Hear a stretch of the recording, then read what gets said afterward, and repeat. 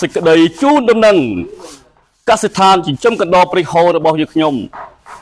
មានពូជកណ្ដោសម្រាប់ចែករំលែកទៅបងប្អូនយកទៅចិញ្ចឹមឬមួយបងប្អូនអាចកំងជាកណ្ដោសាច់តាមរយៈឆាត Facebook Page បាទសួស្តីបងប្អូនអរគ្នាបាទថ្ងៃនេះខាងកសិដ្ឋានចិញ្ចឹមកណ្ដោព្រៃហូររបស់យើងខ្ញុំកំពុងធ្វើការសម្អាតត្រង់បាទការធ្វើការសម្អាតនេះគឺមេកណ្ដោបាទខាងនេះគាត់មេកណ្ដោនឹងគ្រប់គ្រងកណ្ដោទាំងអស់ហើយមេការកណ្ដោបាទខាងកសិដ្ឋាននោះគួរឲ្យគាត់ដាច់ហើយបាទដើម្បីគ្រប់គ្រងកណ្ដោទាំងអស់ហ្នឹងចូលចិត្ត200ក្បាលទាំងកូនទាំងមេទាំងបាទាំងឈ្មោះនេះបាទថែទាំបោសសម្អាតធ្វើការអនាម័យបាទមួយអាទិត្យយើងត្រូវការអនាម័យម្ដងណាបាទមិនមែនយើងចំរហូតអត់អនាម័យទេការចិញ្ចឹមគឺមានការធ្វើអនាម័យបោសសម្អាតត្រង់អញ្ចឹងណាសម្អាតឲ្យស្អាតហើយរៀបចំកណ្ដោចំណីអីហ្នឹងឲ្យវាស៊ីហ្នឹងក៏ស្អាតដែរបាទត្រូវការអនាម័យវាដើម្បីកុំឲ្យមានក្លិនឆ្អេះឆ្អុយស្អាតនៅហ្នឹងបាទចូលមកគឺអត់មានធុំក្លិនទេបាទនេះជាមេបាមេពូជរបស់យើងដែលយើងបង្កាត់ខាងនេះកូនបានមកសបុកទៀតហើយនេះបាទកូនបាន10គ្រាប់អូនរំដួលបាទអូនរំដួលកូនបាន10គ្រាប់នេះអូនរំដួលបាទមាននេះធំលើកមុននោះកូន6លើកនេះកូនបាន10ប៉ុន្តែរាប់ទៅនៅតែ9នេះដោយសារជូនចុះជូនឡើងដាច់ទឹកដោះមួយបាត់ហើយមើលទៅបាទអញ្ចឹងខាងនេះត្រង់មេបាមកជួរនេះ10ត្រង់មេបាបាទនៅខាងនេះមួយទៀតមិនទាន់បានបោះសម្អាតទេកកេបើយើងក្របឬកកេយុបកកេសត្វកណ្ដោជាសត្វកកេបាទនេះមេបាមេ2ឈ្មោះ1បាទខាងនេះត្រង់កូនកូនយើងបែកកូនស្ទៀវណាបាទមកត្រង់នេះមេ2សបុកហ្នឹងបានកូន2 10គ្រាប់បាទយើងបែកពីមេមកបាទបញ្ជួខាងនេះគឺមេកូនបាទមេកូនដែលមេកូនតន់បែកកូនបាន20ថ្ងៃជាង10ថ្ងៃជាងហ្នឹងយើងដាក់មេកូនណានេះសក់មេកូនបាទអញ្ចឹងយើងធ្វើការសម្អាតត្រង់ខាងនេះកូនទើបបែកដែរខាងនេះកូនទើបបែកបញ្ជួនេះសិតមេបាកូនបែកអញ្ចឹងយើងធ្វើការសម្អាតត្រង់ឲ្យវាស្អាតណាស់នេះសីម៉ៅនេះកូនថ្លោសបាទសីម៉ៅនេះកូនថ្លោសឲ្យសបល់ខ្មៅកូនសបល់រឿងខុសគេទៅរឿងខ្មៅដូចសាមេវារឿងខ្មៅកូននោះរឿងខ្មៅបាទសីម៉ៅនេះកូនថ្លោសល្អនេះទុកធ្វើពូជល្អដោយសារសីម៉ៅនេះគីឡូធំមុនកូន1គីឡូជាងហើយកូនហើយនៅសល់85ឡើងមិញហ្នឹងបាទអញ្ចឹងសីម៉ៅកូនល្អយើងទុកធ្វើពូជបន្តកូនវាខាងនេះក៏កូនដែរណា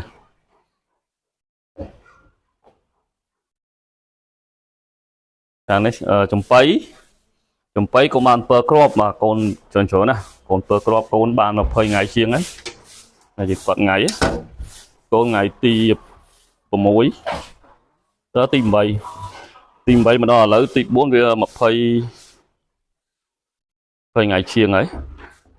3ខែ6បាទ20ថ្ងៃជាងហើយអញ្ចឹងយើងកត់បាទកត់ថ្ងៃត្រឹមត្រូវខាងនេះសក់មេបាទេខាងនេះមេបាបាទអញ្ចឹងថ្ងៃនេះយើងធ្វើការសម្អាតត្រង់អនាម័យឲ្យទៅដល់យើងហ្នឹងវាស្រឡះខ្លួនវាស្អាតត្រង់ទៅវាមើលទៅមានផាសុខភាពដែរអញ្ចឹងណាយើងសម្អាតមកជួម្ដងដោយសារត្រង់ច្រើនក៏សម្អាតហ្នឹងក៏ហត់ដែរមើលណានេះក៏បាច់ញើសពឹកក៏ពោតដែរបាទដោយសារច្រើនត្រង់ដល់អញ្ចឹងយឺតចំមកព្រឹកទៅតាមមកជួនេះនៅមកជួខាងនេះទៀតជួខាងនោះទៀតដល់អញ្ចឹងវាច្រើនត្រង់ដែរអាចកដុលបងប្អូនណាយកដាក់ដំណាំជីក៏យកទៅដាំបន្លែល្អណាស់ទៅអាចកដុលនេះយកមករែងវាដាក់ហាស្ងួតបងប្អូនត្រូវការជីអាចកដុលមានជីអាចកដុលពីអាទិត្យទីកន្លះ3ដែរស្អាតវាណា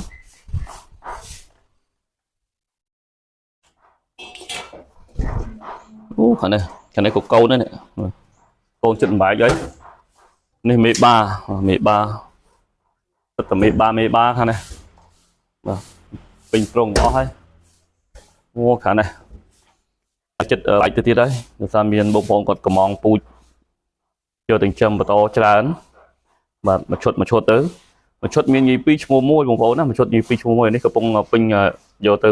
បង្កាត់ហើយ6ខាំណាញីឈ្មោះហ្នឹងរៀបចំអាងដាក់បង្កាត់បន្តហើយបងប្អូនគាត់ចែកពូជយកទៅបង្កាត់បន្តទៀតបាទសាប់ពូជធំយើងចម្រើនយកធំយកទៅបង្កាត់វាឆាប់បានកូនមកវាធំណាមេបាឬធំអាតូចយើងអត់ទុកទេយើងសេរីទៅតាមហ្នឹង នេះសម្រាប់ឲ្យវាស៊ីហើយវាទៅដេកខាងនោះបាទយើងរៀបឲ្យវាស៊ីចេះសម្អាតត្រង់ណាវាដេកស្អាតអត់បាទស្អាតណាស់កន្លែងដេកបោះឡាលងហើយកន្លែងស៊ីនេះស៊ីជុះនៅនេះយើងរៀបជាប្រព័ន្ធអញ្ចឹងបាទដើម្បីឲ្យវាមានផាសុខភាពមានអនាម័យយើងខ្លួនណាសូម្បីតែកណ្ដោយើងក៏មានអនាម័យដែរមិនចេះតែចំប្រេះផ្ដាស់ទេបងប្អូនណាមិនចំឲ្យកតិចធ្លុកឲ្យមើលណាត្រង់ស្ងួតរើងមានធំក្លិនធំអីទេស្អាតមួយអាទិត្យយើងសម្អាតម្សានេះសិតតែយើងត្រៀមយកទៅបង្កើតឲ្យមេបាបាទថានោះក៏ត្រង់ទៅដែរច្រើនណាហេបំអស់ទេបាទអញ្ចឹងពីមួយថ្ងៃទៅមួយថ្ងៃកណ្ដោកើតរហូតការចិញ្ចឹមកណ្ដោគឺមានភាពរីកចម្រើនឆាប់រហ័សដោយសារកណ្ដោវាមួយខែកូន2ដងចុងខែដើមខែអញ្ចឹងណាអញ្ចឹងការដាក់បង្កាត់យើងគាត់ថ្ងៃត្រឹមត្រូវទៅយើងតាមដានទៅ26ថ្ងៃទៅ27ថ្ងៃគឺកណ្ដោនឹងញាស់កើតកូនហ្នឹងដោយសារខ្ញុំបង្កាត់ខ្ញុំគាត់ត្រឹមត្រូវថ្ងៃបង្កាត់ថ្ងៃកើតអញ្ចឹងណាអញ្ចឹងយើងតាមដានការវិវត្តរបស់កណ្ដោយើងចំវាទៅច្បាស់លាស់បាទតើប្រហែលថ្ងៃដែលយើងបង្កាត់នឹងបានកូនបានអីហើយប្រហែលថ្ងៃដែលយើងបានយកទៅធ្វើពូជយកទៅលក់បាទទាំងថ្ងៃនេះយើងអនាម័យទាំងអស់ហើយចាប់ផ្ដើមបោះសម្អាតទាំងអស់រៀបចំបាទបានមេការហ្នឹងគាត់មើលការខុសត្រូវបោះសម្អាតហ្នឹងខ្ញុំអ្នកផលិតវីដេអូបាទការផលិតវីដេអូជាមេតិកានេះយើងអាចផុសទៅក្នុងប្រព័ន្ធ social media បានលុយទៀត Facebook YouTube បាទអញ្ចឹងតើយើងមានជំនាញផ្សេងគ្នាជំនាញផ្សេងគ្នាបន្ថែមទៀតមិនពឹងផ្អែកទៅលើការចិញ្ចឹមយកផលពីកណ្ដោមកទេបាទយើងចិត្តទៅដាក់ទៅនោះមានមានព្រៀបអីហ្នឹងតនេដីចាក់ដាក់ណាបាទជុំវិញនេះសិតតែរបស់ចិញ្ចឹមអស់ទេមិនរបស់នេះរបស់ចិញ្ចឹមយើងឲ្យចំណីធម្មជាតិខ្លះចំណីទីផ្សារខ្លះទៅអូ3នេះបាទ3នេះចូលចិត្តញាស់ទៀតហើយ3នេះធំណាផើមអស់ណានេះសិតតែមេបាផើមអស់នេះក៏អញ្ចឹងដែរផើមអស់ធ្លាក់ស្បុកពោះហើយនៅត្រៀមថ្ងៃកើតទេបាទមេធំបាទអញ្ចឹងបងប្អូនដែលគាត់ចង់បានពូជយកទៅចិញ្ចឹមបាទអាចអ្នកតំណងបានតាមរយៈឆាតក្នុង page ឬមួយតាមរយៈលេខទូរស័ព្ទពី3ប្រព័ន្ធនៅខាងលើខាងក្រោមហ្នឹងខ្ញុំដាក់បងចង់បានយកចិញ្ចឹមឬមួយចង់បានសាច់កដោយកទៅហូបអត់ទាន់មានទេបាទសាច់អត់ទាន់មានដោយសារយើងអត់ទាន់វាយចេញជាសាច់ទេព្រោះឥឡូវនេះតម្រូវការពូជច្រើនយើងបរិយាអាងថែមទៀតឲ្យបានច្រើនបាទ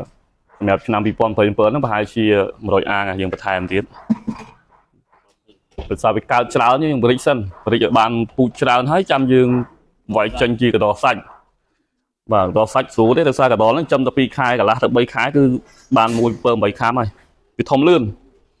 បាទបច្ចេកទេសចិញ្ចឹមធ្វើមកវាឆាប់ធំលឿនណាបាទយើងមានបច្ចេកទេសត្រូវចិញ្ចឹមឲ្យស៊ីបៀបមិនអីផុតឆាប់ធំឆាប់អីហ្នឹង